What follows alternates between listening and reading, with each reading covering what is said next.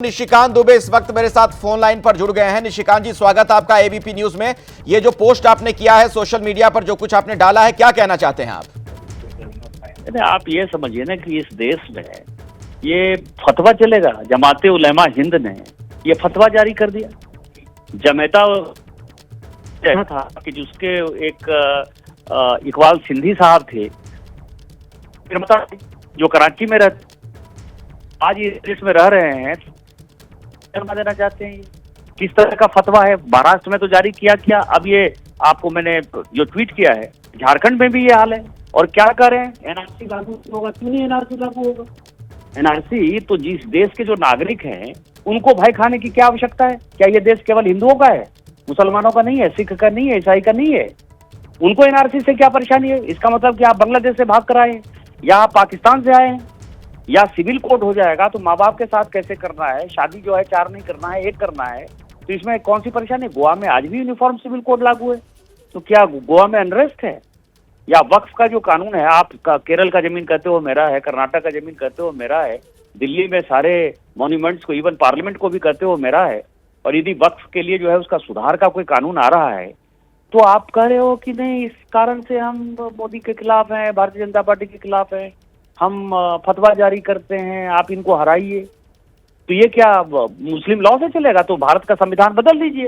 ये जो संविधान की कसम खाने वाली पार्टियां हैं, इंडी गठबंधन, इनको तो माफी मांगनी चाहिए देश में कि हम भैया थक गए हैं। संविधान हमारे लिए जो है कुरान है, कुरान के आयत के हिसाब से ये देश चलेगा, और जैसा मुस्लिम वक्फ बोर्ड चाहेगा, मुस्लिम सुन्नी बोर्ड चाहेगा, या जमाते उलेमा हिंद चाहेगा, या देवबंद चाहेगा, हम कानून उसी हिसाब से बनाएंगे। अच्छा निशिकांत जी, ये जो चिट्ठी है ये कहां से मिली आपको? मतलब इसकी क्या प्रामाणिकता है?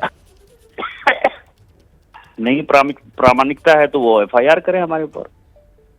चुनाव में तो हम कोई गलत चिट्ठी यदि ये करते हैं तो वो एफआईआर ही करेंगे ना। अच्छा ये बताइए मुझे, एक आजकल वोट जिहाद शब्द चल रहा है खूब चुनाव के बीच में, कहीं उस तरफ तो नहीं आपका इशारा है?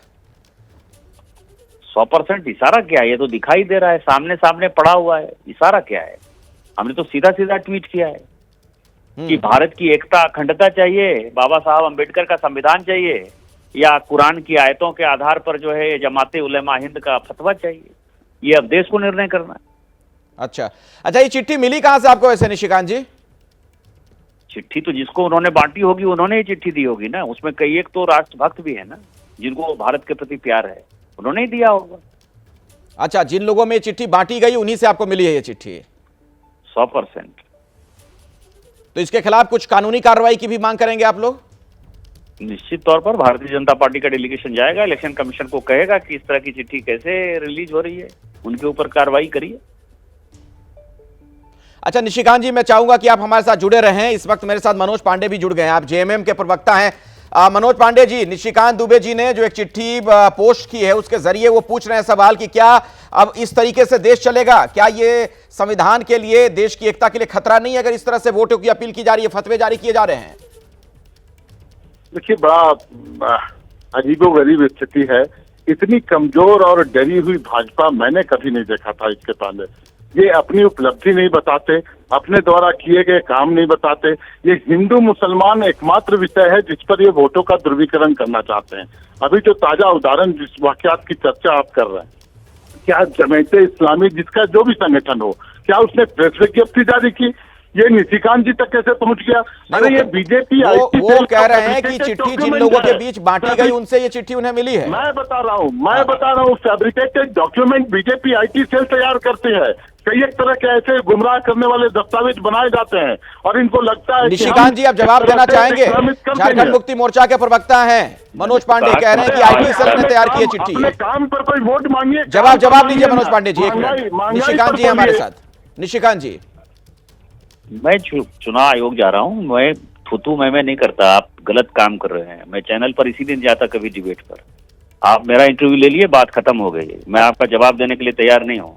मैं आज तक जो है अपने 4 साल के 4 टर्म सांसद हो गया, मैंने कभी टीवी डिबेट में हिस्सा नहीं लिया। मैं तूतू मैं पढ़ता ही नहीं। नहीं वो तूतू मैं नहीं। निशिकांत जी, वो कह रहे हैं कि ये आईटी सेल की तरफ से जारी की गई चिट्ठी है।